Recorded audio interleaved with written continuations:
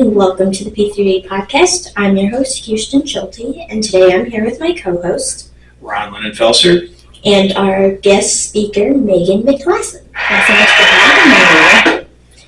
So, what does an outreach coordinator do?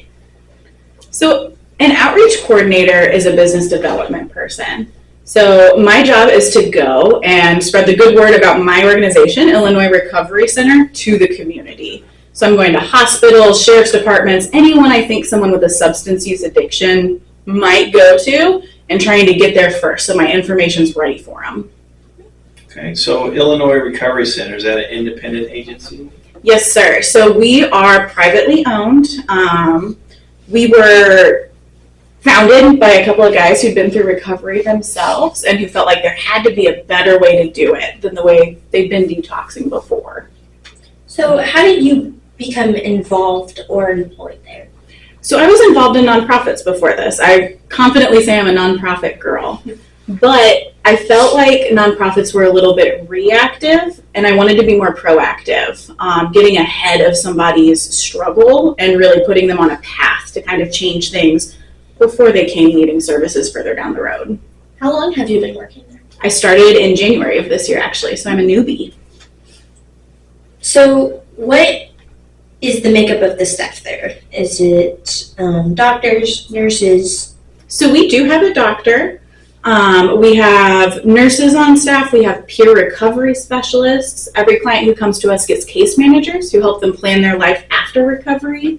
Then we have a group of people who man the dorms, make sure everybody's fed, make sure everything's clean, things like that. And then we have a BD team, which is my team, that goes out into the community and talks about what we do. Are there any staff members there that have been through recovery? Over 80% of our staff is in recovery themselves. It's always good to have somebody that has been through it to have firsthand knowledge and actually know how to deal with that situation or those people that are trying to get help for themselves. Absolutely. I think you hear somebody's in recovery and you get this image of somebody who's really struggling. So it's important to surround clients with people who are successful and who have families and who have lives after addiction.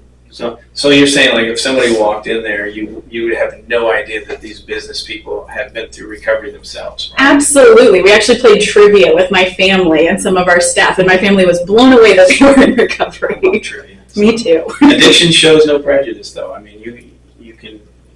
It's a wide spectrum of people that it affects. It's everybody. So what is the size of your facility and where is it located? So we are a 48-bed facility. We're in an old assisted living facility, and we are on a public park in Swansea, Illinois, down by Belleville. So is it an inpatient, outpatient? Are they considered residents while they're there? Are they locked in? Are they free to go? So our clients, we have 3 programs, basically. We have medically assisted detox, inpatient, and then intensive outpatient services. You are stuck at the facility once you come to us. Unless you're an intensive outpatient, you get to go home for that one. But they are welcome to, walk between buildings. They play outside sometimes. They do therapy outside. You're not, locked in a room by any means. Do they have jobs while they're there? At the facility, do they help out with things? So mostly your job is to keep your space clean. There are rules. It's certainly not jail, but we're also not your house. So we live kind of in between. But there's not a chore list. They aren't mowing the lawn or anything like that. So their main job is just to go and recover, especially when you first come in for detox. You're going to feel horrible. Withdrawal is a monster. All you can do is lay in bed and eat 1 meal a day. And if that's all you can do, that's your job. We're fine with that. Once you get to inpatient, your job is to go to group, to start working on yourself, and to start working on your plan for what happens after recovery. So for that detox, do they have connection to the outside world? That's a great question. No. So for detox, we put you on a blackout because you have people in your life previously that typically kind of enable you and empower you to keep living this lifestyle. We want you to focus on what's next instead of what's been happening. Although if you're a business owner or something like that, we do make concessions and let you have your computer, to talk to clients or whatever you need to do, but it is supervised and it is very much certain times of the day. So how typically do patients get to you? How do they come by going to your facility? Are they referred to you? Are they court mandated? Or are they, is there a parole officer involved or self-admitted? What's the typical way that someone comes to your facility? It's really a combination. Most of my clients come to me through hospitals. So a nurse that they've been working with or a case manager calls and says they have somebody who needs help. We also do get calls from sheriff's departments, from probation officers. We can work with all of that. We get people who just pick up a brochure and say, you know what, I think I need help. I saw your number, I called. And then we get the families who maybe haven't had this conversation with their loved one. Their loved one doesn't know they're thinking about recovery for them. But they call to figure out what they can expect, what they're looking at, if they can get their loved one to agree to come to us. Gotcha. So once the family intervention fails, then they try to get you guys to help out. Or even when it succeeds, you want to do an intervention and send them straight to us, we're fine with that. True statement. So is there an overall range of patients? Do you have teenagers, older people, youth or kids? So everyone who comes to me is 18 or older, although I do get calls about where to send a young person quite a bit. But if you come to our facility, you have to be 18 or over, and we have a huge range, right? We have college kids who are still on their parents' insurance, all the way up to 70-year-old, 80-year-old grandparents. It's pretty diverse. Cool.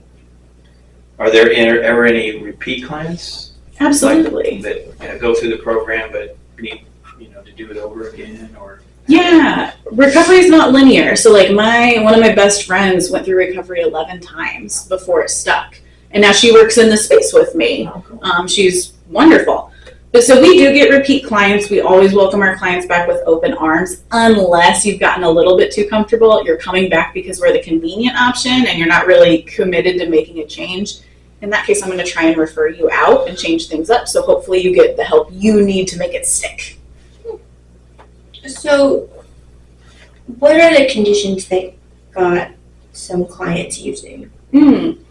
It depends. Everybody's story is so different, but I think really the common denominator is shame, right? You went through something, even if it's just you didn't feel like people accepted you unless you were having a drink and having a little fun, but you start feeling like you have to hide that. You're doing it too much. It's starting to affect you. So you start to feel like you're lying to people or you're hiding something. And once you get in that cycle, it gets really hard. That guilt and that feeling, I think, just overwhelms people. And that's why you really see people come to recovery, unfortunately, after it feels like their life has completely fallen apart. So what does a full program look like? Let's say that I was admitted to your facility. What could I expect? Yeah, so you come in, you get assessed, we talk things over. Then you would go to medically assisted detox. Again, that's where your job is to lay in bed, watch TV, eat snacks, just feel better. That takes between 7 and 10 days, depending on what medicine you're on.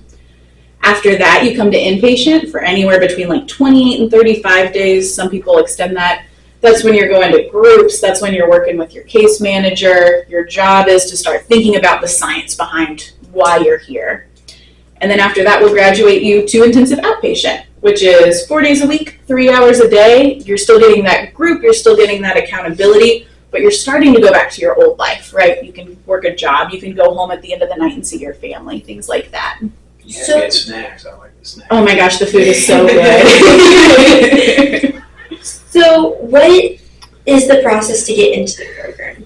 How would somebody start their journey to get into your program? That's a fabulous question. So on all of my marketing material, it's my cell phone number, like my personal cell phone number that I call my family on. So you call me and you say, hey, I feel like I need help. I don't really know what the next steps are. And then we talk through it. I'll get some information about your insurance. We do what's called a pre-assessment. That's kind of the history of how you got here and what you struggle with to make sure you're medically qualified to come to us. And then we get you in hopefully same day. Typically, we don't have any kind of wait list. So it can go as quick as 24 hours. If your insurance isn't great, we'll refer you out to somebody who is great for you. So are there any barriers that could keep someone from getting into your facility? Absolutely. Back to that insurance thing. Insurance is the trickiest thing, and if you're at the point where you're asking for help, it's probably not something you're thinking about. So every facility has insurance that they accept and insurance that they don't. We're not corporate, so we can work out a private pay agreement, right, where you only pay a portion of what you owe, or we do a payment plan. We're very flexible. But some places aren't. And a lot of people who are in the midst of substance use disorder, they're unhoused, they're unemployed, they don't have anything to put towards recovery. So finding the right facility for what you have and what you can work with is tough, but that's my whole job, right? You call me, I don't hang up and say, I'm so sorry, IRC isn't going to work for you, goodbye. My job is to know who accepts what insurance, who can accept people without any money, and then get you to a facility to get you help as soon as possible. So even if you can't get them in your facility, you're willing to get them to the right place, to another place that could help them, that they could afford. So you said you're located in Swansea, correct? Mm-hmm. Are there any other options in the Southern Illinois area for rehabilitation? Absolutely. There's some great options. There's a place called Comprehensive over in East St. Louis that does fabulous work with unhoused individuals and individuals on Medicaid. There are several private facilities around. There's an organization called Gateway that again does more work with Medicaid and Medicare.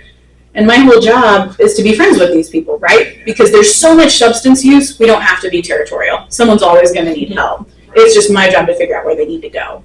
But it's good for them to know that there's always help out there and somebody willing to get them to the right Absolutely. place that's going to help them. So that's cool. So, can you tell me a little bit about the Finding Jacob film premiere? Yeah, so this month we did a film premiere with an organization called Sacred Spaces of Care. It's out of Alton, and it works with the Alton PD. So they put on a film premiere about my colleague and my supervisor, Jake Dunavant, and it's his story of recovery, right? The path that he took, he actually lost his children, he was incarcerated, he detoxed in jails, he detoxed in hospitals, he and his wife were separated, and then he encountered a CIT officer whose job was to be trauma-informed and solution-focused, and he got him better, and now he works in this space and does the work that that CIT officer did for him. And it's available on YouTube. You can just search Finding Jacob and it'll pop up. Very cool. Well, thank you for coming. You gave us a lot of information and a lot of great information. I feel very informed. Thank you. It was my pleasure. Yeah, thanks for coming. It was great. Thanks for having me. And this was funded in whole or in part by the Illinois Department of Human Services Division of Substance Use Prevention and Recovery through a grant from the Substance Abuse and Mental Health Service Administration.